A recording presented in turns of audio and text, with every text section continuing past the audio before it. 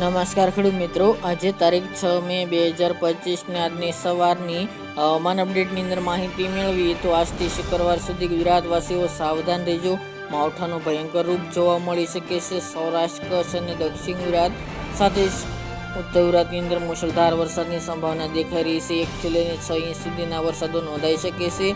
વિસ્તારો wise update મેળવીશું. ચેનલમાં નવા હોય તો ચેનલને સબસ્ક્રાઈબ કરી નાખજો અને વિડીયોને લાઈક આપીને તમામ ખેડૂત ભાઈને શેર કરી દેજો. મુખ્ય વરસાદ આજથી જોવા મળશે 9 તારીખ સુધી.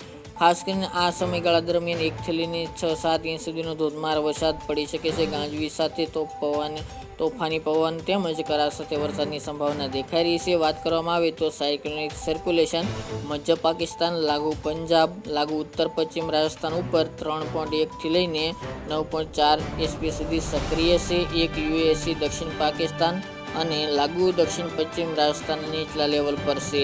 આગામી દિવસોની અંદર પાકિસ્તાનવાળી સિસ્ટમ જે હતી તે રાજસ્થાન ઉપર, પછી દક્ષિણ રાજસ્થાન ઉપર, પછી હવે ગુજરાત સુધી બોર્ડર સુધી પહોંચી ગઈ છે. તેમાંથી એક ટ્રફ દક્ષિણ પશ્ચિમ તરફ લંબાશે અને અરબી સમુદ્ર તરફ નીચલા લેવલથી લઈને ઉપલા લેવલ સુધી ભેજનું પ્રમાણ વધુ રહેશે, જેના કારણે આ 4 દિવસ દરમિયાન મુશળધાર વરસાદની સંભાવના રહેલી છે. ગુજરાતવાસીઓ હજુ પણ તૈયાર રહેજો. ગઈકાલના રોજમાં પણ ગુજરાતના અનેક ભાગોની અંદર મુશળધાર વરસાદ કરા સાથે પણ જોવા મળ્યો. તો વાત કરવામાં આવે તો રાજકોટ છે, જસદણ, ભાવનગર, શિહોર, સુરેન્દ્રનગર, સલાયા, ચોટીલા, સુરત છે, ભરૂચ છે, ઉત્તર ગુજરાતની અંદર છે, અમદાવાદ છે, ખેડા, ડીસા, પાલનપુર, થરાદ આસપાસના ભાગો, આ કચ્છના ભાગોની અંદર પણ મુશળધાર વરસાદ નોંધાયો. તો હજુ ગુજરાતની અંદર વરસાદની તીવ્રતામાં વધારો થઈ શકે છે.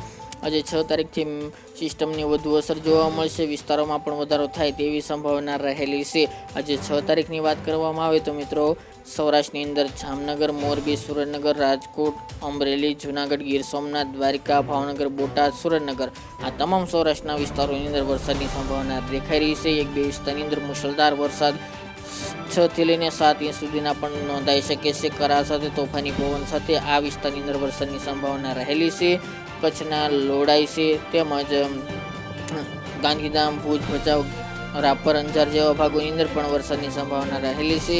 ઉત્તરની અંદર સાબરકાંઠા, બનાસકાંઠા, પાટણ, મહેસાણા, અરવલ્લી, થરાદ, વાવ, આ તમામ ભાગોની અંદર વરસાદની સંભાવના રહેલી છે. અમદાવાદ, ગાંધીનગર, ખેડા, મહીસાગર, પંચમહાલ અને દાહોદ જિલ્લાની અંદર પણ વરસાદની સંભાવના છે દેખાઈ રહી છે. દક્ષિણ ગુજરાતના 1-2 સેન્ટરોની અંદર ઝાપટારૂપી કમોસમી વરસાદ નોંધાશે. હજુ મિત્રો માવઠું કંઈક નવા જૂની કરવાના મૂડમાં યથાવત છે. હજુ આગામી 4 દિવસ દરમિયાન માવઠાની સંભાવના પૂરેપૂરી જોવા મળશે. ગુજરાતના અમુક ભાગોની અંદર મુશળધાર વરસાદ વરસી શકે છે, જેની તમામે ખેડૂત ભાઈ નોંધ લેવી. તો મિત્રો, આ અત્યારની વહેલી સવારની અપડેટ.